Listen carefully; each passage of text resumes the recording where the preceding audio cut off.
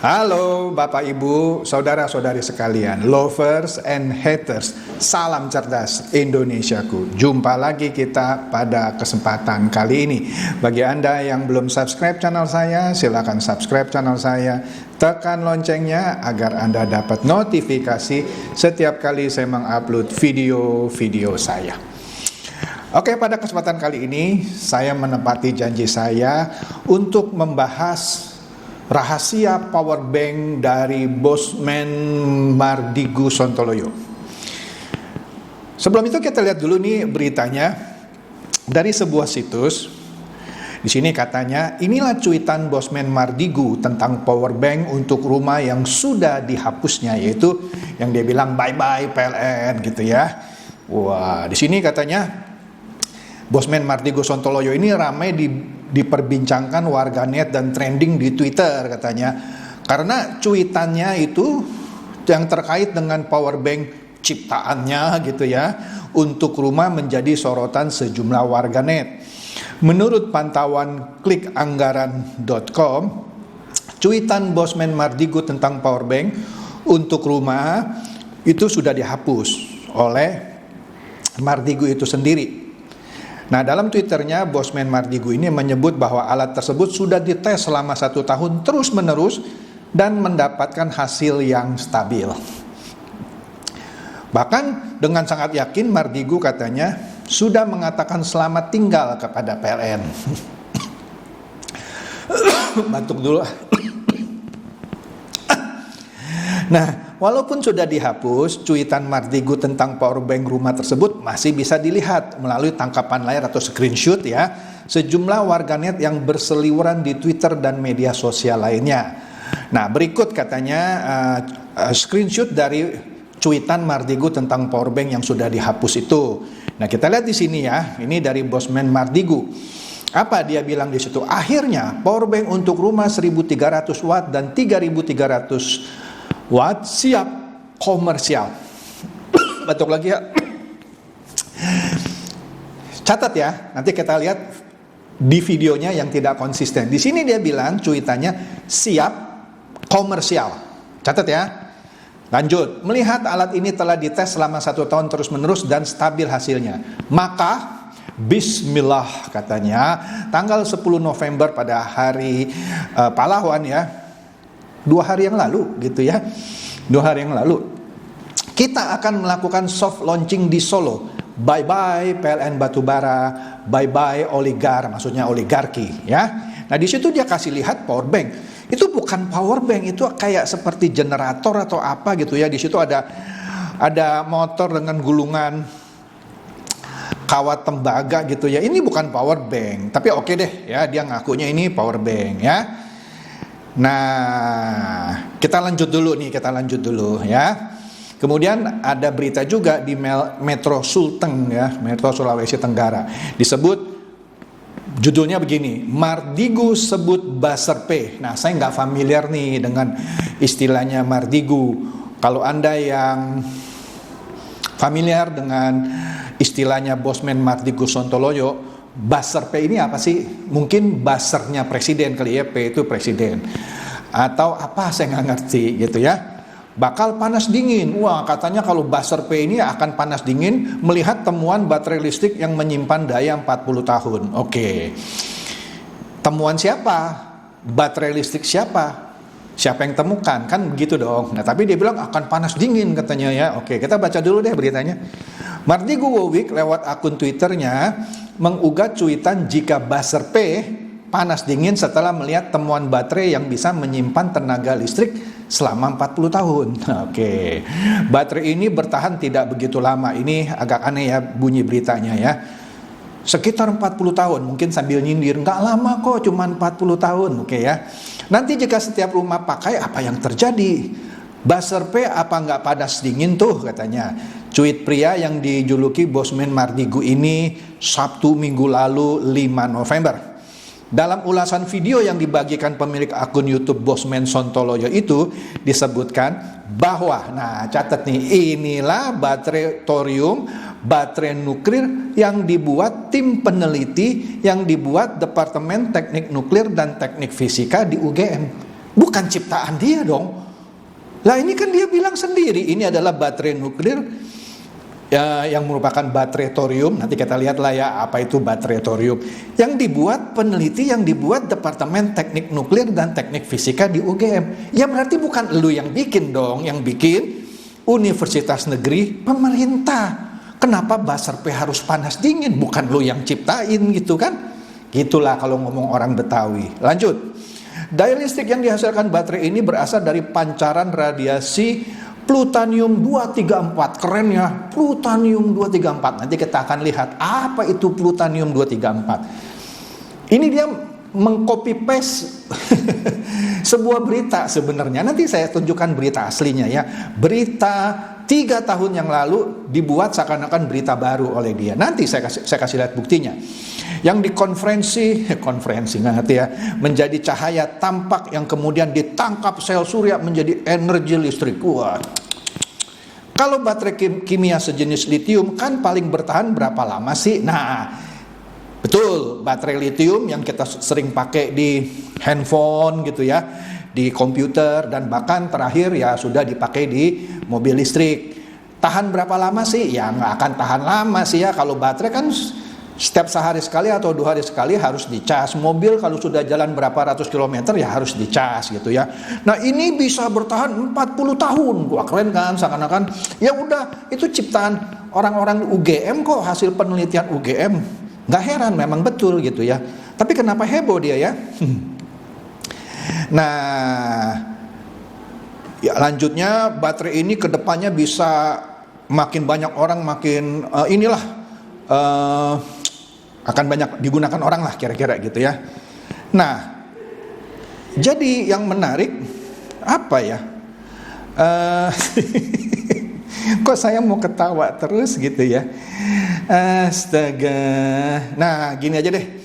Kita dengarkan dulu video yang dia upload beberapa hari yang lalu di channel YouTube-nya. Saya summary dulu sedikit ya. Di awalnya dia menceritakan bahwa di tahun 2019 setelah dia pulang dari Tianjin gitu ya, yang mana dia diundang hebat lah, diundang loh sama sebuah pabrik di Tianjin gitu ya. Terus dia cerita juga di situ latar belakang keluarganya itu pandai besi yang suka ngumpulin ya logam-logam lah gitu ya.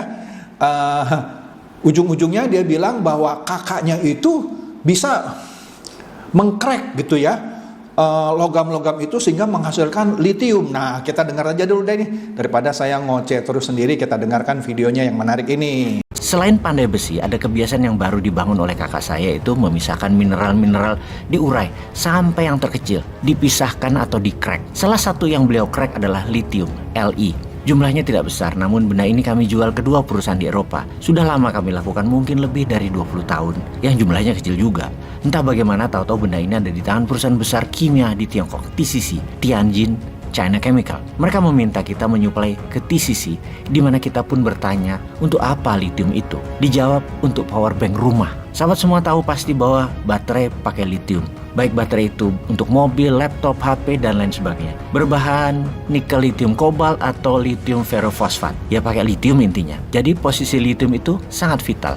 Baterai sebagai unsur penyimpan energi ditambah teknologi fusi, maka energi yang dikemas di dalam bersama motor generator kecil, di mana hukum fisika mengatakan fungsi energi masuk pasti sama dengan energi yang disimpan, pasti sama dengan energi yang dikeluarkan. Yang mana hal ini kita ubah sedikit. Kita tingkatkan outputnya dengan teknik fusi. Energi yang masuk 10 bisa dinaikkan 100 kali lipat dan disimpan lebih lama. Untuk itu semua, salah satu mineral yang dibutuhkan adalah litium. Nah, perusahaan milik BUMN Tiongkok, TCC, mendapatkan tugas dari negaranya untuk mencari pengganti energi listrik berbasis batu bara atau fossil oil itu untuk mereka membuat power bank khusus untuk rumah berbahan baterai.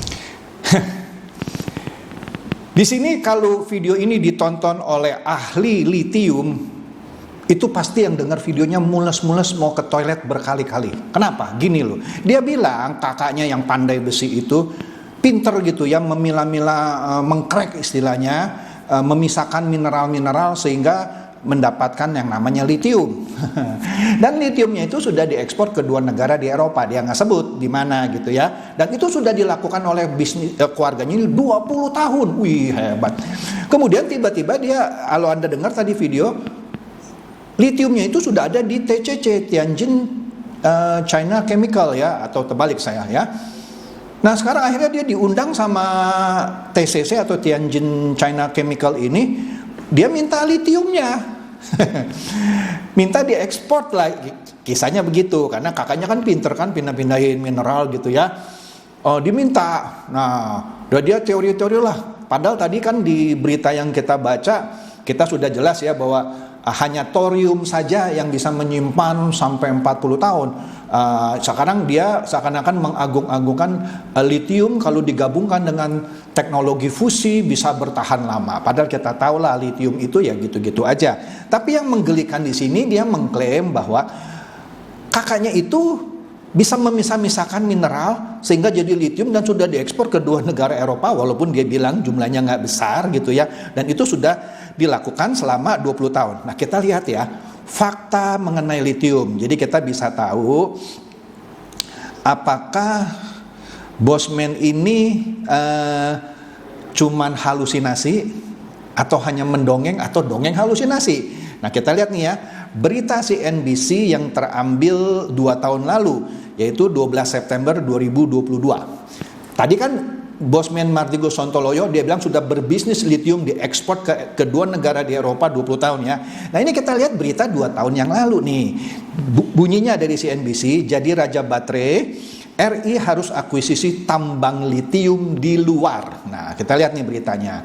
Nah jadi di sini katanya intinya meskipun Indonesia kaya mineral nikel, namun terdapat komponen bahan baku baterai kendaraan listrik lainnya yang tidak dimiliki RI. Saya lebih percaya CNBC ketimbang Mardigo Sontoloyo. Di sini dikatakan Direktur Utama Indonesia Battery Corporation (IBC) Toto Nugroho mengatakan sekalipun Indonesia kaya raya akan nikel, namun hal tersebut rupanya belum cukup dalam pembuatan baterai kendaraan listrik. Mengingat ada 2 komponen bahan baku baterai kendaraan listrik seperti litium dan grafit tidak ada di Indonesia. Saya lebih percaya CNBC, lebih percaya kepada Direktur Utama Indonesia Battery Corporation Toto Nugroho ketimbang Mardigo Sontoloyo yang bilang kakaknya bisa memilah-milah, mengcrack gitu ya, mineral dikumpulin litium. Litium itu harus ditambang gitu. Nah kita baca lagi deh ya, padahal litium itu nggak ada di Indonesia. Hebat dong ya kakaknya Mardigo bisa menemukan litium. Oke deh. Jadi kalau di Indonesia kita kaya akan nikel, namun ada 2 komponen utama yang harus kita import. Pertama adalah litium. Ya kan? Aduh, tadi dongeng apa halusinasi sih ya? Kedua, ada baterai untuk anodanya bahannya kayak grafit. Nah 2 ini sangat kita butuhkan. Nah oleh sebab itu pihaknya telah menyiapkan beberapa strategi untuk mengatasi hal tersebut. Salah satunya dengan melakukan akuisisi tambang di luar negeri. Oke? Kita harus bersiap-siap untuk mencari kalau memungkinkan tambang di luar yang litiumnya kita akuisisi. Itu solusi mungkin yang paling benar. Kalau kita dari segi baterai kami bisa mengurangi ketergantungan dari litium dan grafit, ya harus akuisisi karena Indonesia nggak punya. Dia menyebut sejumlah negara yang kaya akan litium antara lain Australia, Amerika Selatan, dan Afrika. Di Indonesia nggak ada itu litium, adanya Australia, Amerika Selatan, dan Afrika. Selain opsi akuisisi, Toto juga tengah mengupayakan pengembangan teknologi yang tidak lagi mengandalkan litium. Jadi dengan kata lain, litium itu mau ditinggalkan. Memang sih tren di dunia ini baterai listrik untuk baterai untuk kendaraan listrik lah ya, atau peralatan-peralatan gadget gitu ya, pelan-pelan akan meninggalkan litium. Nah, kalau itu bisa dilakukan, maka Indonesia tidak lagi tergantung pada bahan baku litium. Padahal Mardigo ngaku udah 20 tahun kan tadi di videonya berbisnis litium dan diekspor ke Eropa. Ini dongeng atau halusinasi ya? Oke deh, kita lanjutkan lagi videonya yang menarik ya. Nanti kita sambil bahas. Mereka berencana membuat power bank untuk rumah yang hanya di-charge 2 jam namun bisa menghasilkan daya selama 24 jam menggunakan power bank. Jadi kalau biasanya bayar listrik mungkin sebulan 1 juta untuk daya listrik 3.300 watt di perumahan, sekarang jadi hanya pakai 20%-nya saja untuk mencharge dengan hasil sama 3.300 watt. Oke, jadi apa yang mau diinformasikan Bosman kali ini? Sebagai kesimpulan kunjungan ke Tianjin tersebut adalah pihak TCC meminta litium kita dikirim juga untuk pabrik mereka di Tiongkok. Namun kakak saya memutuskan boleh dengan syarat pabrik power banknya berada di Indonesia, yang mana produksinya untuk tanah air Indonesia terlebih dahulu. Kira-kira mereka harus menyediakan sebanyak 10 juta unit untuk rumah di Indonesia terlebih dahulu, baru untuk Tiongkok. Hal ini ditolak dengan keras oleh mereka. Mereka harus membangun pabrik di Tiongkok dan itu kejar tayang. Produksinya untuk rumah di Tiongkok terlebih dahulu. Itu target mereka. TCC mengemban tugas berat. TCC mendapat tugas negara di mana kebutuhan energi nasional Tiongkok 50%-nya untuk kendaraan, sisanya untuk manufaktur dan energi perumahan. 85% bahan baku energi mereka impor. Agar mereka menjadi independen energi negara Tiongkok tersebut, agar tidak tergantung banyak dengan minyak bumi dari Timur Tengah dan batu bara dari Indonesia serta Australia, maka setidaknya perumahan di Tiongkok bisa menggunakan power bank ini. Dengan adanya power bank ini, bahkan kalau tidak menggunakan listrik berbasis minyak bumi, maka mereka menggunakan energi sinar surya atau solar. Maka apa yang terjadi selanjutnya? Tiang listrik, kabel listrik, transmisi, gardu akan hilang dan akan menjadi perubahan di dunia energi listrik perumahan di Tiongkok secara drastis. Oke, tadi Anda dengarkan ya, dia bilang dengan menggunakan baterai ini yang untuk berapa tadi dia bilang 3.300 watt ya, setidaknya dibutuhkan biaya lah untuk ngecas tapi lebih murah gitu ya. Nah dia bilang kan dibiayakan biaya untuk ngecas tapi lebih murah. Ngecasnya kemana? Ke listrik dong, ke sumber listrik, bukan ke lubang hidung kan. Ya tetap bayar dong, bagaimana bisa bilang bye-bye PLN. Dia nggak mengeksplor bahwa baterai itu juga bisa dicas, walaupun di belakang dia sebut sedikit begitu ya mengenai solar panel, teknologi panel surya. Tapi yang dia ngomongin baterai gitu. Pengecasannya sebelumnya dia bilang bye-bye PLN. Dia nggak mengeksplor ngecas itu bisa pakai tenaga surya secara eksplisit, enggak. Kan dia bilang biayanya tinggal turun berapa tadi, saya lupa lah. Anda dengar lagi lah 10%. Kan lucu. Nah yang lucunya lagi adalah dia diminta oleh Tianjin China Chemical itu ya untuk mengekspor litium dari Indonesia ke sana. Astaga, kan sudah dibilang oleh CNBC sama direktur itu, satu orang yang tadi yang saya sebut, litium nggak ada di Indonesia. Kok ini bisa TCC minta dia ekspor litium ke China? Dan di belakang ditambah-tambahin lah seakan-akan dia ada deal bahwa oke, boleh tapi pabriknya harus ada di Indonesia. Ini juga nggak nyambung. Di satu sisi TCC minta litiumnya dia diekspor ke China, tapi dia minta syarat pabriknya harus di Indonesia. Ini kan lucu ceritanya ya, dongengnya nggak nyambung. Oke deh, kita lanjut lagi dengerin videonya yang lucu ini. Ini game changing skenarionya. Karena mereka memiliki teknologi fusi tersebut, mereka pede melanjutkan tanpa litium kita. Namun mereka pasti punya sumber litium yang lain. Namun sekali lagi, kita sebaliknya, kita punya mineral, namun belum ada teknologi fusi dan motor generator yang mumpuni, maka kita belum bisa mandiri energi. Ini yang buat kita tertantang dan kita akan buktikan. Sebagaimana kita ketahui, hingga saat ini listrik PLN di Indonesia menggunakan batu bara yang terbanyak. Hampir 60% pembangkit listrik Indonesia adalah berbasis batu bara. Selain batu bara merusak lingkungan, maka batu bara dalam jangka panjang akan musnah juga. Selain lingkungan hidup menjadi tandus dan panas bumi meningkat terus, di mana batu bara dan fosil oil adalah perusak 50% yang menyebabkan bumi semakin panas saat ini. Hingga saat ini, dunia yang katanya mau menjadi hijau kembali dengan menggunakan energi terbarukan, melepas batu bara, ternyata semuanya omong kosong. Apalagi perang di Ukraina terjadi yang kemudian menyebabkan Eropa menyalakan kembali pembangkit listrik tenaga batu bara gara-gara dibatasi sumber energi asal Rusia oleh Rusia ke Eropa. Semua ini makin membuat dunia runyam.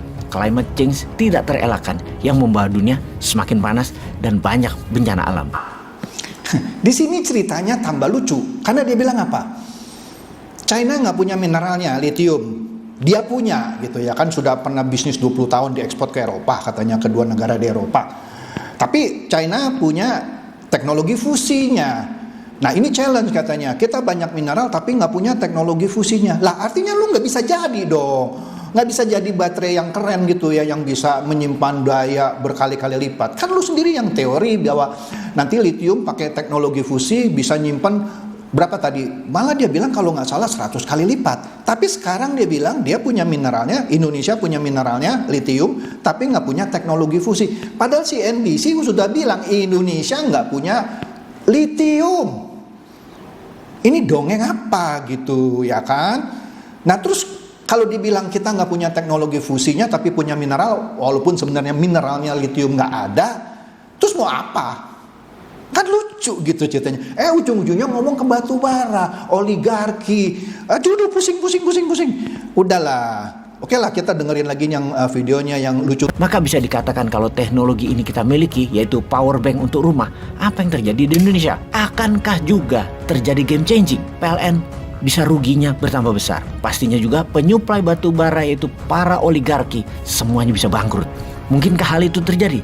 Tidak mudah, Ferguson. Oligar pasti melawan. Tapi dasar Sontoloyo, maka usaha untuk membuat energi baru untuk perumahan ya tetap kita jalankan. Kita tetap cari cara, kita tetap berusaha. Dan setelah 3 tahun berkutat, setelah ribuan kali mencoba, di mana setelah 1 tahun lebih produk ini kita jalankan, kita tes skala lab, kita tes secara pilot produk, ternyata benar. Produk power bank untuk rumah ini akhirnya siap untuk komersial. Produk ready dan sebentar lagi kita akan melakukan soft openingnya. Akhirnya dia bilang kita punya teknologinya sekarang. Tadi kan dia bilang kita nggak punya teknologi fusinya. Sekarang dia punya, tiba-tiba jadi power banknya. Pakai teknologi apa? Tadi kan di awalnya dia bilang di berita di Metro Sulteng itu ada thorium. Padahal thorium itu adalah baterai hasil penelitian UGM, bukan penelitian dia. Di sini dia nggak sedikit pun sentuh mengenai thorium. Yang dia ngomong litium yang juga litium nggak ada di Indonesia. Tapi sekarang tiba-tiba dia bilang dia sudah punya power banknya. Lucu ya, dongengnya menurut saya nggak masuk akal gitu ya. Dan tidak mudah Ferguson. Lucu juga nih cerita. Jadi apa ya, saya mau komen. Kalau ini buat anak SD atau anak SMP masih boleh terkesima gitu sama cerita ini. Tapi kalau orang yang ngerti bisa mules gitu. Oke lah, kita lanjutkan lagi, kita nonton dulu ya, nanti sekaligus kayak komentari. Ada 2 model bisnis dan macam alat energi ini nantinya kita akan pasarkan. Alasan pertama adalah karena belum mass production, maka harga jual dan harga pokok penjualan belum menemukan titik critical mass-nya, maka harganya belum bisa murah. Jadi 2 model bisnis ini jadi pilihan. Pertama adalah 100% alat ini kita jual dan harganya kami yakin hanya bisa dibeli oleh kalangan ekonomi A. Harganya berkisar 45 jutaan dan Anda tidak bayar listrik seumur hidup, garansi 15 tahun. Jadi kalau Anda biaya listrik di rumah setiap bulan 1,5 juta untuk listrik 3.300 atau 5.000 watt, maka setiap tahun Anda harus membayar ke PLN adalah 18 juta rupiah setahun. Dalam 2,5 tahun harga power bank rumah tersebut lunas terbayar. Di sini dia ada 2 bisnis model. Bisnis model pertama yang semuanya dia jual tapi harganya akan mahal, katanya 45 juta. Di sini sekali lagi dia tidak sebutkan mengenai solar panelnya ya. Dia bilang diasumsi dengan 45 juta kalau Anda pemakai listrik yang maksimum 3.300 watt, yang 1,5 juta per bulan, maka berapa tadi? Dia bilang 3 tahun ya. Itu terbayar gitu 45 jutanya. Setelah itu kan garansi 15 tahun. Saya kasih tahu. Baterainya sehebat apa sih yang bisa kasih garansi sampai 15 tahun gitu ya. Baterai apapun litium yang terhebat sekarang yang dipakai di mobil listrik itu pun garansi tertinggi 8 tahun. Ya, solar panel betul ada yang garansi sampai 10 bahkan sampai 20 tahun. Ya kan? Tapi ini kan dia bicara baterai. Garansi 15 tahun. Nah, 45 juta memang mahal ya. Oke lah. Nanti kita akan lihat lagi. Dia punya yang model kedua. Ya, model keduanya, nah kita lihat lagi videonya ini. Model bisnis mesin kedua, harga baterainya 9 jutaan dengan daya 3.300, 5.500 dan setiap bulan bayar jasa pengecasan. Berapa biaya listrik tersebut kira-kira? Kira-kira adalah 50% dari harga bulanan Anda. Katakan Anda biasa membayar 1 juta rupiah, maka Anda cukup membayar pulsa charging 500.000 sebulannya. Anda akan on terus listriknya. Sebelum kita meluncurkan produk ini, maka informasi ini kita sebarluaskan. Karena kita semua tahu 100% produk ini pasti akan perang dengan PLN batubara. Perang dengan PLN sesungguhnya perang dengan oligarki yang menyuplai batubara ke PLN. Itu sesungguhnya sih. Walaupun alat ini meringankan hingga 50% biaya listrik bulanan masyarakat, namun oligarki tidak akan mendiamkan alat ini beroperasi dengan mulus. Pasti akan dihalangi dengan berbagai cara, termasuk menggunakan buzzer. Juga peraturan dimainkan mereka. Walau kita tahu, anggap saja bahwa ini listrik adalah seperti pakai genset, ada aja pasti nanti yang akan mereka lakukan agar tidak lancar power bank ini di pasaran. Bayangkan nantinya kalau ini benar-benar jalan, batu bara mereka tidak terpakai lagi. Inilah mengapa kita yang penantang globalis dan oligarki ini berangkat unjuk kekuatan dengan people power. Yuk kita gandengan tangan untuk membuat negara kita menjadi independen energi, utamanya energi kebutuhan rumah tangga. Kita tidak lagi bergantung impor, kita tidak lagi bergantung pada negara lain. Inilah masa kita mendukung produk anak bangsa sendiri. Sahabat, kita akan melakukan soft opening ini di Solo segera untuk menunjukkan kita bangsa yang mampu berdikari dan mampu berdaulat energi. Ini tambah lucu ceritanya. Dia bilang yang model kedua itu dibuat murah. Berapa tadi? 9 juta ya, dibanding yang pertama yang 45 juta. Yang dengan 9 juta, kalau Anda sebulannya bayar listrik 1 juta, yang 3.300 sampai 5.000 watt, padahal tadi di model pertama dia bilang listriknya bulanan rata-rata 1,5 juta, tapi kali ini dia turunin cuma 1 juta. Ini ceritanya juga udah ngawur gitu ya. Kayaknya yang bikin ceritanya nggak pinter gitu ya, menurut saya loh. Oke deh, dia bilang kalau Anda biasanya bayar 1 juta, sekarang cukup bayar 500.000 karena Anda perlu bayar 50%-nya untuk biaya ngecas. Bayar ke siapa? Bayar ke Mardigu, ke perusahaannya. Untuk apanya? Udah lalu ngecasnya ke PLN, irit nih, cuman bayar separuhnya aja. Nah kan berarti tetap perlu PLN. Perlu PLN. Kan ngaco ini ya kan? Ujung-ujungnya dia ngajak kalau sampai kita dipersulit kira-kira gitu ya sama oligarki, perusahaan batubara, kita people power. Ini ngaco betul ya. Ini ngaco. Saya nggak ngerti ini maksudnya apa gitu ya. Apa mau mengajak masyarakat itu memberontak gitu ya. Kalau sampai power banknya dipersulit gitu ya. Padahal saya ngelihatnya, ada nggak sih power banknya? Jangan-jangan cuman masih halusinasi. Ini saya kasih lihat ya. Ini di Insta story-nya dia. Nah itu yang di panggung tuh, yang paling kanan tuh Mardigu, yang sebelah kirinya saya nggak tahu siapa. Di situ disebut soft launching power bank untuk rumah dan fast charging baterai. Tapi baterainya di situ nggak dikasih lihat. Mungkin ada ya, tapi ini di fotonya ini nggak kelihatan. Dan nggak ada di berita-berita di media massa gitu, nggak ada. Lah kalau benar ini dia bisa ciptakan kan hebat.